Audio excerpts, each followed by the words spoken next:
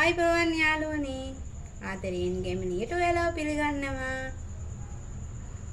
බලන්න අපි දෙල් මැල්ලමක් හදමුද අද මම දෙල් මැල්ලම හදන්න මේවායි කොටු කපාගෙන තියෙනවා අර කොළ පාට පොත් ඔක්කොම කපලා අයින් කරලා ඉස්සර මැද නාරටියත් ඔක්කොම කපලා අයින් කරලා තියෙනවා මම දෙල් ගෙඩියක් තෝරා ගන්නා විදිහ දෙල් කිරට උයන වීඩියෝ එකක් තියෙනවා ඒක බලන්න. ඉතින් මේ දෙල් මේවට පොඩි වෙඩ කපා ගත්තාම ඇති. මම මේකට දාන්න පොල් ගෙඩියකින් බාගෙන එකෙන් භාගයක් ගත්තා. ගොඩාක් පොල් අවශ්‍ය වෙන්නේ අපිට. අම්මිරිස් කරල් ටික. සුදු ලුණු. සුදුරු කහ තේ හැඳි භාගයක් පමණ අප තේ හැඳි භාගයක් පමණ කරපිංචා ලුණු අපි ඉස්සෙල්ලාම දෙල් ගෙඩිය මේ වායි කපාගෙන දෙල් ටික තඹ ගමු වතුරට එකතු කරගෙන ඒකට මම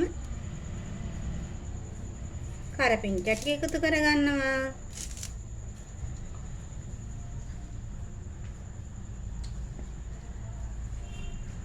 රස අනුව ලුණු ටිකක් එකතු කරගන්නවා.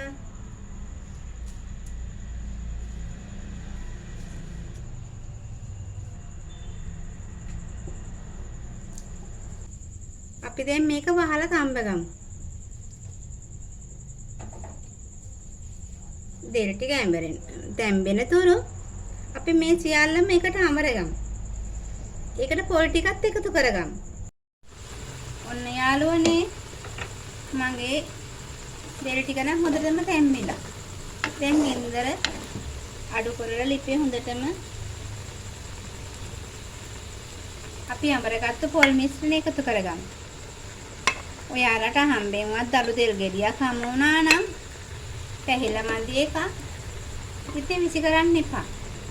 මේ විදියට හදාගන්න. හැන්දේ ලී හැන්දේ කෝරේ මේව හොඳට කලවම් කරගන්න.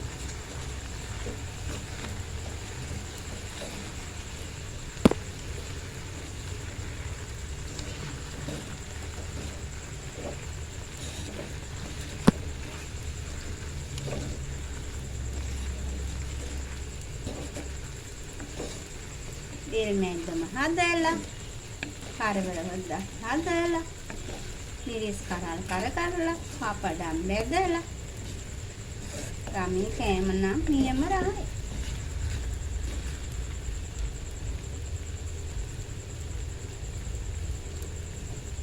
ඉතින් ලුණු බලන්නත් අමතක කරන්න එපා. ලුණු මදි වගේ නම් ලුණු ටික එකතු කරගන්න. මගේ මාළුවට නම් ලුණු මදි වගේ. මේ වගේ හැමතැනම යන විදිහට කරගෙන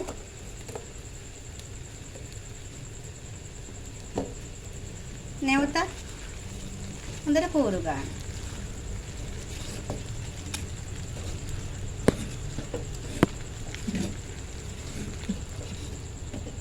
දැන් ලිප ඕෆ් කරලා ලිපේ රස්නෙට පොඩ්ඩක් තියන්න.